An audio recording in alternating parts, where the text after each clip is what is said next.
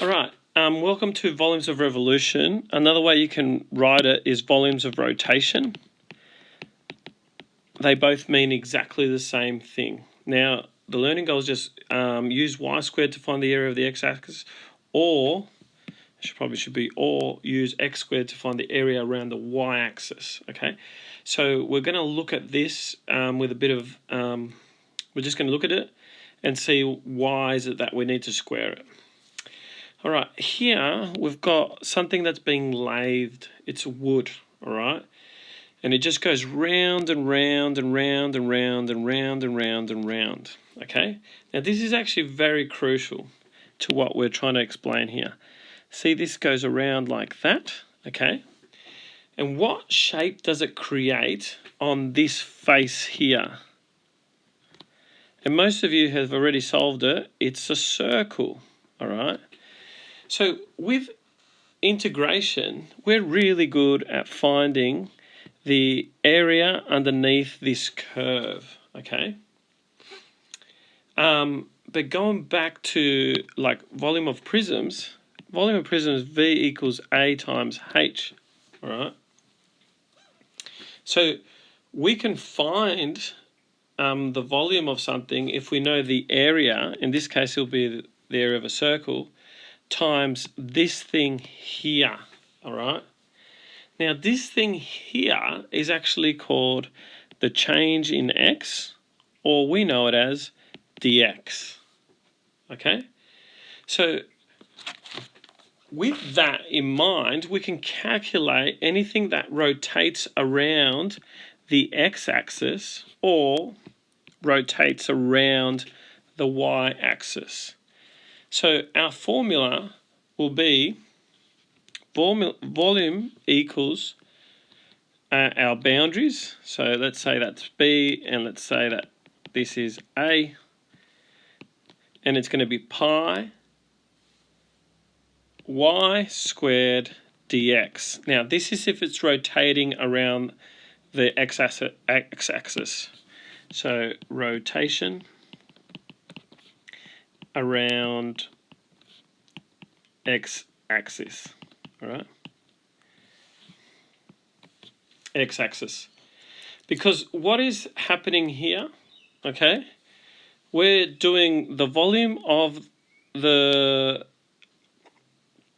cross-section, which is this, or this thing here, times the change in x. So we're just doing this formula, essentially, but we're using calculus. Now, for rotation around the y-axis, it will be the same thing, b over a pi, but it'll be x squared dx, because remember, this could be our y is our x-axis. So that's rotation around y-axis. All right. So the main thing we need to do is use the area of a circle formula, except our radius is not r. We actually know what the radius is. It's going to be the y function at that point. So it's going to be the y function at that point. All right, let's get into some examples. It says find the volume of the shaded region of the semicircle. So as soon as we go volume, we've got to dump our formula down. So V equals pi y squared dx. Why is it y squared? Well, it's along the x-axis, all right? So it's along the x-axis. And what are our boundaries? Well, it looks like it's 4 and it looks like it's 2. Okay, so we've got 4 and we've got 2. Now, pi is just a constant, so I'm going to pull that to the front, because remember, with integration, we can pull up whatever we want. So I'm going to pull that at the front, but before we do that, what is y squared? Okay, so we have y here. Oh, that's interesting. So that means that y squared, I'm going to use y squared, looks like it's going to be just 25 minus x squared. No square root, because we square both sides, and we get that. All right, so let's keep going. I'm going to pull my pi at the front, which is just a constant, 4, 2, And what's my y squared? Well, it's just this, okay? So I'm going to go 25 minus x squared dx. All right, that actually doesn't look too bad. That looks like a really straightforward integration that I can do. All I have to do is multiply pi in front of it. So let's go. Pi, that's just going to be 25x minus x cubed over 3. And our boundaries are between 4 and 2. And all we're going to do now is just put that in our calculator. Put a big bracket. And then we've got 25 times 4, which I think is 100. And then we go 4 to the power of 3 over 3 minus 25 times 2 minus 2 to the power of 3 over 3.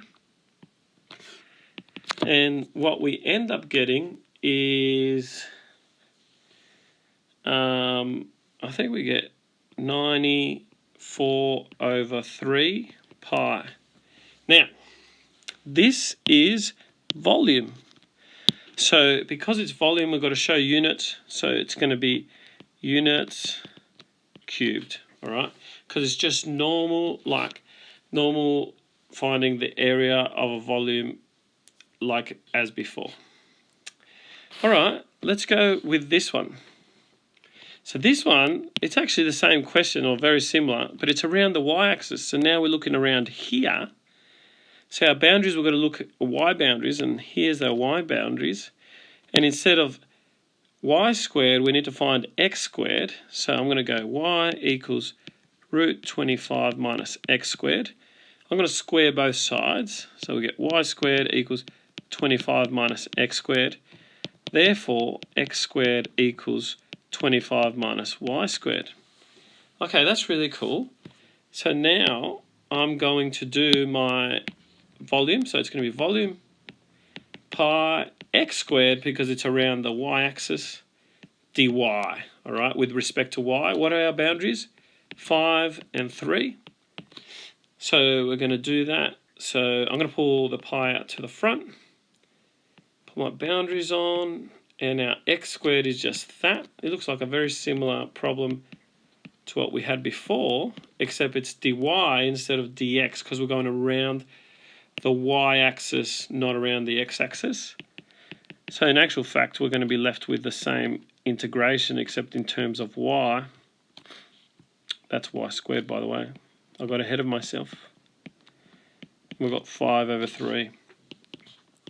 So what we're going to be left with is 25 times 5 minus 5 cubed over 3 minus, and it's going to be 25 times 3 minus 3 cubed over 3.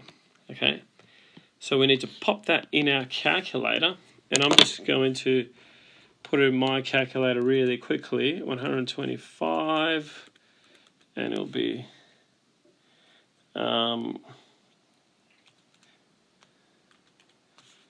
and this will be 75, and the last one will be 27, I'm pretty sure. So unless I've done something wrong, I'm pretty sure that I'm going to get 52 over 3 pi. And remember, it is volume as well, so it will also be units cubed. All right? Well, I would normally say bye or peace out, but I'm just going to say pi, because our answers will be in pi. All right, that was really bad. I just wanted you to remember you need to use pi. Peace out.